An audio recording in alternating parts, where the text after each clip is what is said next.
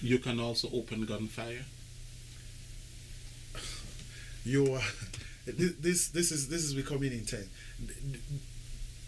No, not. I wouldn't say no categorically, but there are conditions that govern that. Okay, the example I gave. No, the reason I ask because when I see the defense force patrolling, they're always armed to the teeth. It's just like a teacher going to school without book. Is this just for scare tactic, or if it comes to the case where you have to use your... When you see the doctor in the hospital, don't they carry their stethoscope? They do. And the other things? Yes. Right. So a soldier's tool is a weapon. He carries his rifle. He's not complete without his rifle. He has to have his rifle. You know, I studied in Jamaica Yes. For a few years, and I see the police, and they almost dress like the military. I don't know if you want to call them paramilitary, but they always have these big machine guns, like the military and so on. The you know, where you're speaking in a layman's term now. Yeah. They say big machine guns, because what you see soldiers patrolling with in St. Kitts and Nevis are just rifles. Only rifles. Just rifles. That's all. They look. People say they are long guns and so on, but they're rifles. You know, and that is a soldier's weapon. But you know, let me quickly deal with the first question that you asked. Yes, you know, sure. How do we aid the police? The police comes to, you know, they need help, and they get help from the defense force, because we are mandated by law to support them, to support the Royal Secretary and his police force. Mm-hmm. So we support. Now, what are the basic duties that soldiers perform? Like, if the police says, police will stipulate, in most cases, this is what we want done, because soldiers are not trained police officers to be dealing with evidences and, you know, Yes. and all that, and going to, you know, document them and all that. No. So what we normally do is provide the police security while they do their policing, while they do their job. If they're searching and they're going to be preserving evidence and all that, we tell them, hey, we got your back, you're safe. Yes. Do your job, do your duties, and we're there. Pretty much, that's it. Right. And if they need a hand to hold someone, to transfer someone, to suppress someone who is not cooperating with the police force, then soldiers are strong. Then we come in again and step in. Yes. You know, help them, and then we go back to our regular duties. Now, opening fire. As soldiers, we have our rules of engagement, and every soldier is, you know, trained to the T. On a weekly basis, we have training. If it doesn't come every week, it comes every other week, or every 2 weeks, or what have you, or 3 weeks. But every soldier has a copy of the rules of engagement. They Yes. know exactly when to use their weapon and how to use it. Okay. So a soldier is not just going to go into town and just open fire. No, we do not train lunatics. We do not employ. But you're trained to kill. We are trained to kill, yes, but you're trained to kill within being guided by certain rules. Certain rules guide you how and when you must do it. That's why we have the rules of engagement. Okay. Okay. Now I know that you do a lot of work with, for example, the eradication of drugs, Yes. marijuana, and also with the Coast Guard, you patrol the seas in terms of, you know, interception of drugs coming in, you know, on our seas and that sort of thing. What are some of the challenges that you have with this aspect of your work? It's like, you know, with every profession, you have your challenges. First thing is, the most difficult aspect of it is you're going to be dealing with human beings, and human beings are the most difficult creature, to understand and so forth. So you find people, they trafficking drugs. You intercept them on the sea, and once they've been intercepted, rather than cooperate and not to agitate the security forces or the law enforcement to make situations worse, they want to try whatever it is and see if they can get away with whatever it is, and then sometimes it results in undesired outcomes. I've seen instances where we've been operating in other parts of the region, operating with other local, foreign and regional security forces, and interceptions are made, and attempts are made by the persons that are intercepted to try to get away from the interceptors, and it ends up not pretty.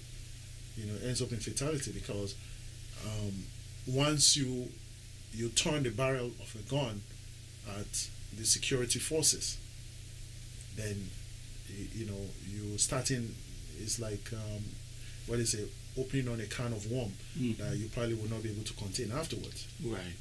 Okay. So we have those challenges where you're not going to have you won't have persons cooperating.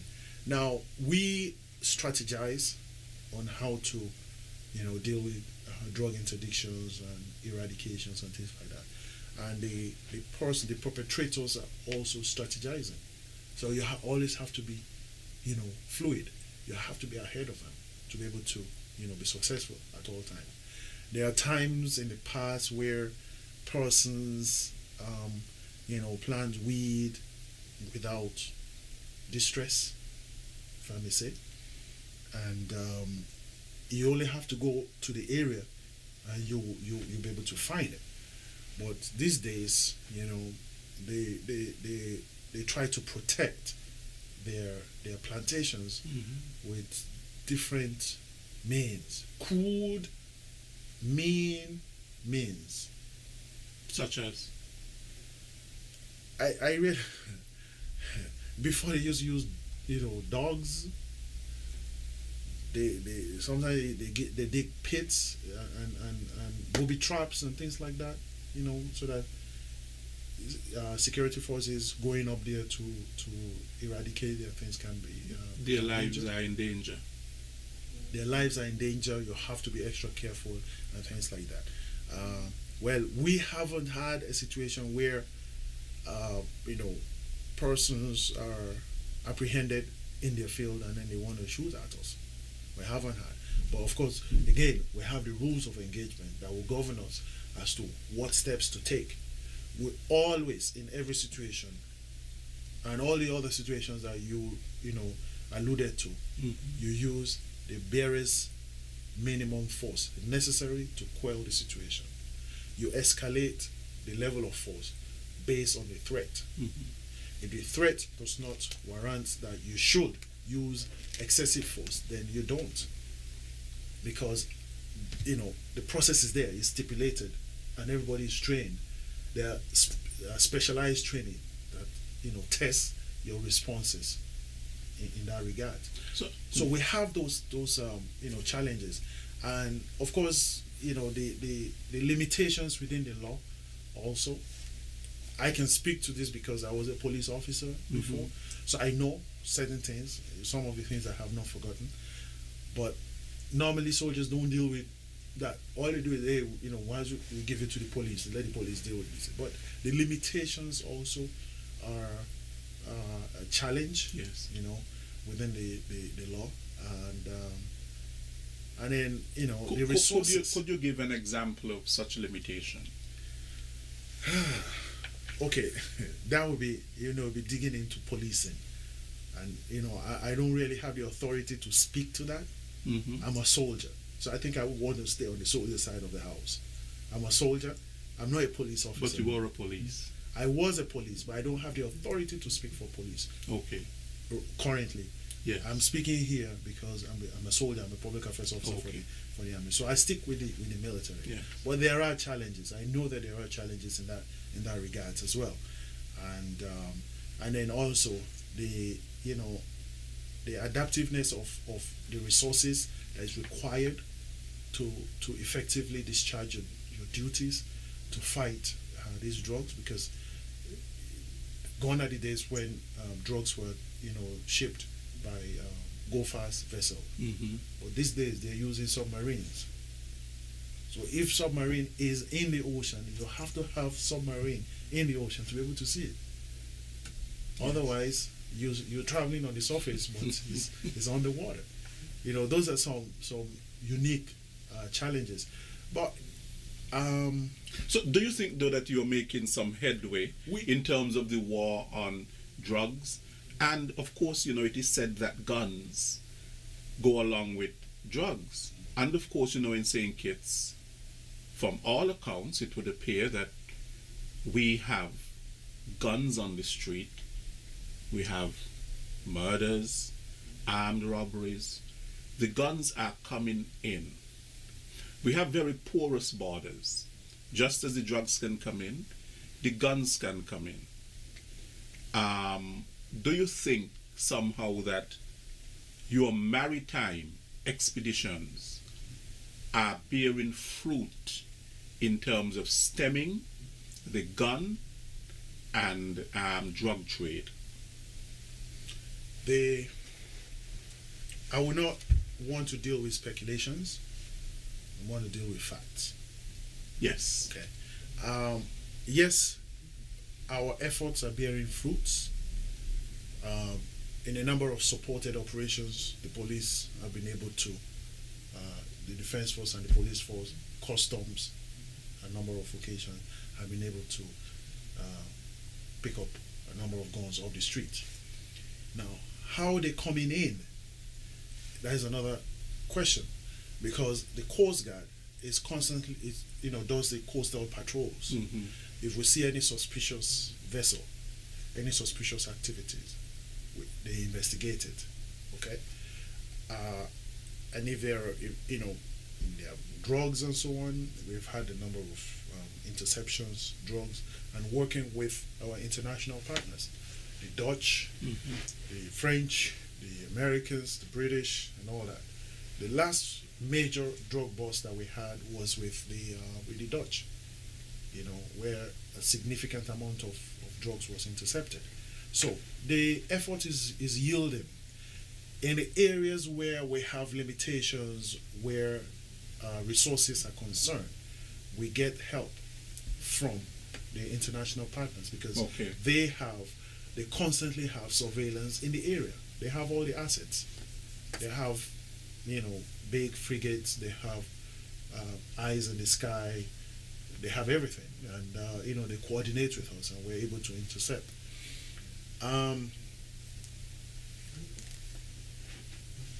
I can speak to what we do. That is the infantry side of the house and the Coast Guard side of the house, because we maintain constant vigilance there. We have Stalwart was out over the weekend. Stalwart pretty much does like a long range patrol, or it can go off the coast and be able to use all the equipment that we have on board and be able to see what is happening around the coastal lines, to some extent. And then the smaller vessels, the go fast vessels, are used to maintain kind of low key and be able to go inward and so forth. And on the bigger picture, we are being supported by the international friends who operate within the region as well. Like I mentioned before, the Dutch are always here. They have interests here. The US. The French are always here. They have interests around here. The US are always here. They have interests around here. The British are also here. They have interests around here. So where there's the lapse, they pick it up somewhat. But to be totally and absolutely and 100% supportive, the police force needs the help of the people. We are social beings. We are social creatures. People know what is going on in the society. People know when I mean, nothing is happening. They know in this how the society. guns are coming in. Nothing is happening. They in know this how the drugs are coming in. Nothing is happening in this society in vacuum. People know, but then it is, how is it benefiting them? So they don't speak. I don't want to accuse anyone that they know how it's coming in, how gun is coming in, or how drug is coming in. But see no evil. Nothing is happening in St. Kitts in vacuum. Hear no evil. Speak no evil. People know what is going on. Is that the culture? They just need to cooperate with the police force, the Royal St. Kitts Police Force, and we will have a very safe society, because the police cannot be everywhere. The defense force cannot be supporting the police in every operation. But the fact that we know that we have limited resources, our resources must be effectively utilized to targeted operations so that we can make our society safe. What people fail to understand is it might not touch you now, but the time it touches you or it comes close to you, it might be too late. So I think the best thing is cooperate with the civil authorities, the law enforcement authorities, and do what is right. If you see something, you know something, say something, do something. The security of St. Kitts and Nevis is a sole responsibility of each member of the society. Is a sole responsibility of every citizen of St. Kitts and Nevis. Sure. Captain Kayode, we have to go to the phone lines now. We want to hear from the people, what they have to say. Of course, this program is about listening to the people and hearing their concerns, their questions, and so on. Okay. The numbers to call are 465-2555. That's the local number. 465-2555. And the overseas number, the international number, is 1-718-577-2916. That is 1-718-577-2916. We welcome your calls.